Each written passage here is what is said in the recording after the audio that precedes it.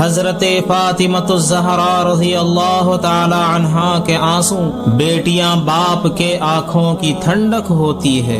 باپ کو ذرا سی بھی تکلیف پہنچے تو سب سے زیادہ دکھ بیٹیوں کو ہوتا ہے۔ یقین جانے ساری ساری رات سجدوں میں گزار دیتی ہیں اور اللہ تعالی کی بارگاہ میں آنسو بہا بہا کر ساری ساری رات دعائیں مانگتی رہتی ہیں۔ والدین کے ہر دکھ میں ان کے ساتھ کھڑی رہتی ہیں، کبھی بھی ان کو اکیلا نہیں چھوڑتی۔ اگر ان سب بیٹیوں کا اپنے والدین سے محبت کا یہ حال ہے تو بیٹی ہو سرور کائنات صلی اللہ علیہ وسلم کی تو کیا ہی شان ہوگی۔ نبی کریم صلی اللہ علیہ وسلم سے محبت کا کیا ہی عالم ہوگا۔ پاک نبی کی پاک شہزادی، عزت والے رسول کی عزت والی بیٹی، اللہ کے پیارے محبوب کی لاڈلی شہزادی، ان کی کیا شان ہوگی۔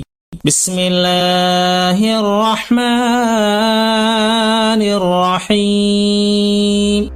ناظرین گرامی، پھر ایک نئی ویڈیو کے ساتھ حاضر ہے آپ کا اپنا میزبان حافظ عبد المنان۔ السلام علیکم ورحمۃ اللہ وبرکاتہ۔ پیارے دوستو، ہم نے نبی مکرم صلی اللہ علیہ وسلم کی لاڈلی شہزادی جناب فاطمۃ الزہرا رضی اللہ تعالی عنہا کی سیرت کے چند خوبصورت پہلوؤں کو اجاگر کرنے کے لیے ایک ویڈیو لے کر حاضر ہوئے ہیں۔ ہم نے اس ویڈیو میں کچھ واقعات پیش کرنے کی کوشش کی ہے۔ یہ واقعات ہمیں بتاتے ہیں کہ حضور صلی اللہ علیہ وآلہ وسلم کی تکلیف پر جناب فاطمۃ الزہرا رضی اللہ تعالی عنہا کس قدر پریشان ہو جایا کرتی تھی اور آپ رضی اللہ تعالی عنہا کی مبارک آنکھوں سے آنسو جاری ہو جایا کرتے تھے۔ ناظرین گرامی، یہ واقعات اس قدر دل پر ضرب لگاتے ہیں کہ اس بندہ ناچیز کی ہمت نہ ہو رہی تھی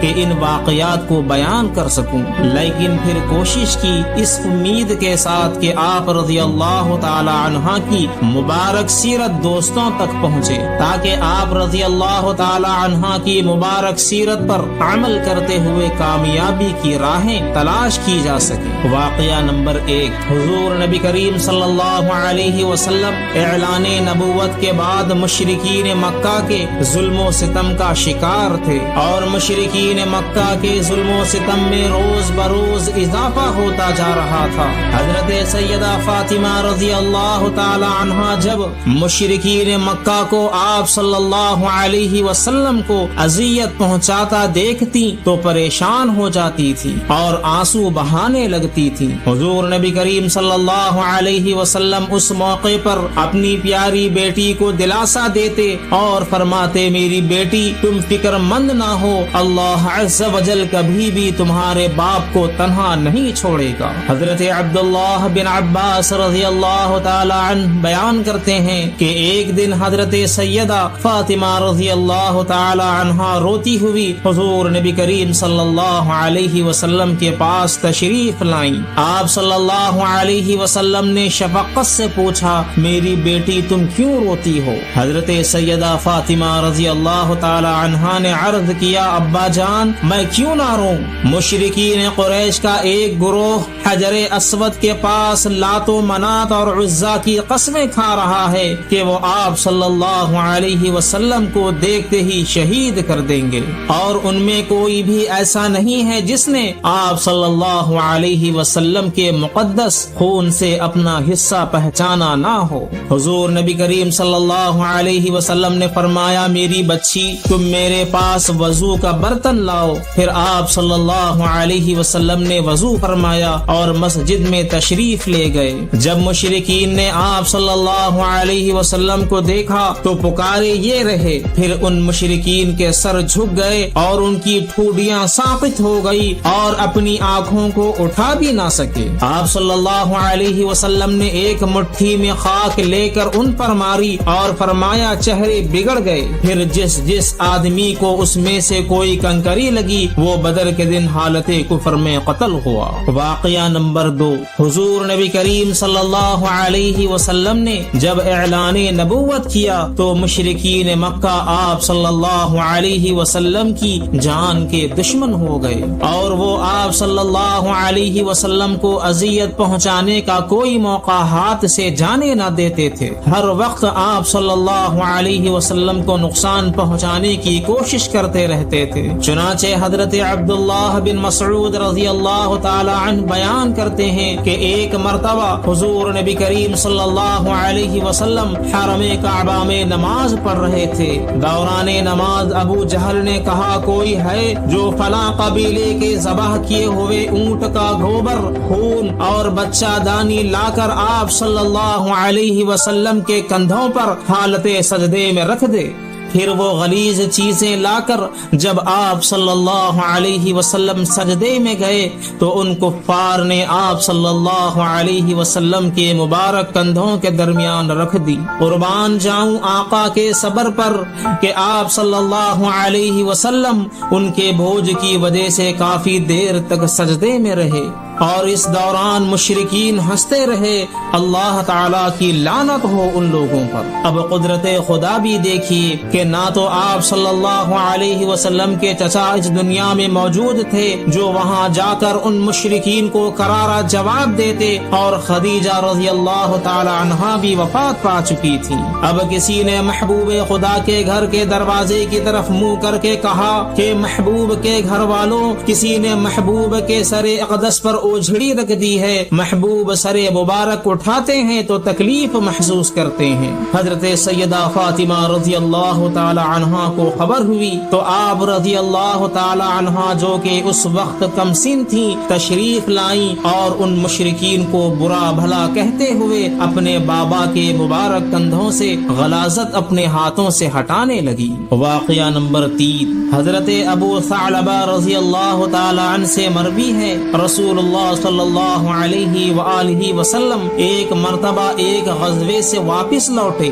آپ صلی اللہ علیہ وسلم مسجد میں تشریف لے گئے اور 2 رکعت نماز پڑھی۔ آپ صلی اللہ علیہ وسلم کو یہ بات زیادہ پسند تھی کہ جب بھی سفر سے واپس لوٹتے تو مسجد میں 2 رکعت نماز ادا فرماتے۔ اس کے بعد اپنی پیاری شہزادی حضرت سیدہ فاطمہ رضی اللہ تعالی عنہا کے پاس جاتے اور پھر ازواج مطہرات میں ان کے ہاں تشریف لے جاتے۔ آپ رضی اللہ تعالی عنہا کے شوہر حضرت علی کرم اللہ وجہ الکریم فرماتے ہیں کہ حضور نبی اکرم صلی اللہ علیہ وسلم کے آنے کی خوشی میں سیدہ فاطمہ رضی اللہ تعالی عنہا گھر کی صفائی کر رہی ہے، گھر کو سجا رہی ہے۔ جب آپ صلی اللہ علیہ وسلم 2 رکعت نماز ادا کرنے کے بعد حضرت سیدہ فاطمہ رضی اللہ تعالی عنہا کے پاس گئے اور وہ اپنے پیارے بابا کے استقبال کے لیے دروازے پر آئیں۔ آپ رضی اللہ تعالی عنہا بہت خوش تھیں، لیکن جیسے ہی اپنے بابا کا مبارک چہرہ دیکھتی ہیں تو چومنا شروع کر دیتی ہیں اور رونے لگتی ہیں۔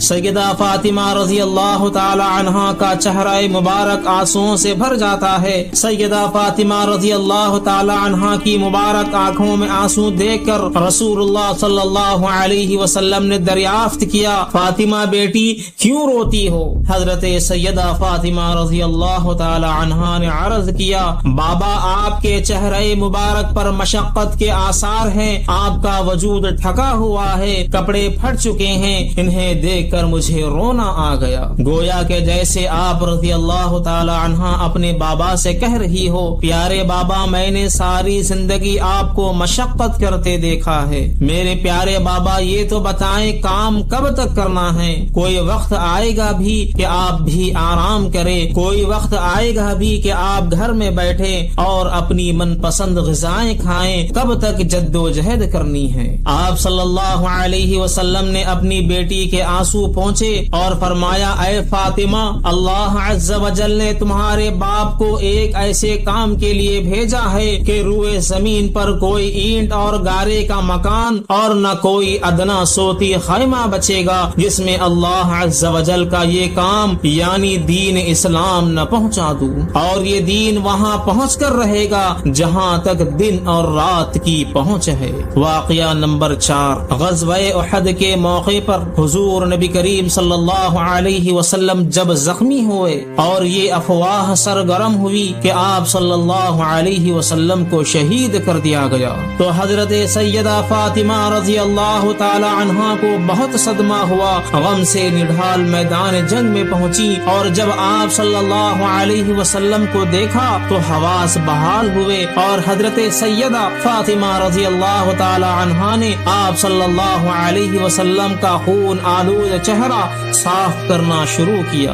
حضرت سیدہ فاطمہ رضی اللہ تعالی عنہا کے اس کردار کے متعلق حضرت سہل بن سعد رضی اللہ تعالی عنہ فرماتے ہیں، حضور نبی کریم صلی اللہ علیہ وسلم کے دانت مبارک غزوہ احد میں شہید ہو گئے، اور آپ صلی اللہ علیہ وسلم کے سر مبارک میں کڑیاں پیوست ہو گئیں اور خون جاری ہو گیا جو رکنے کا نام نہ لیتا تھا۔ اس موقع پر حضرت سیدہ فاطمہ الزہرا سلام اللہ علیہا آئیں اور انہوں نے آپ صلی اللہ علیہ وسلم کے چہرے مبارک سے خون صاف کیا، اور حضرت علی المرتضی رضی اللہ تعالی عنہ پانی ڈالتے تھے۔ حضرت سیدہ فاطمہ رضی اللہ تعالی عنہا نے جب دیکھا خون نہیں رک رہا تو انہوں نے ٹاٹ کا ایک ٹکڑا جلایا اور اس کی راکھ آپ صلی اللہ علیہ وسلم کے زخم میں بھر دی، جس سے خون نکلنا بند ہو گیا۔ میرے عزیز دوستو، ان دل سوز واقعات کے بعد دو مزید واقعات آپ کی خدمت میں پیش کرنا چاہوں گا۔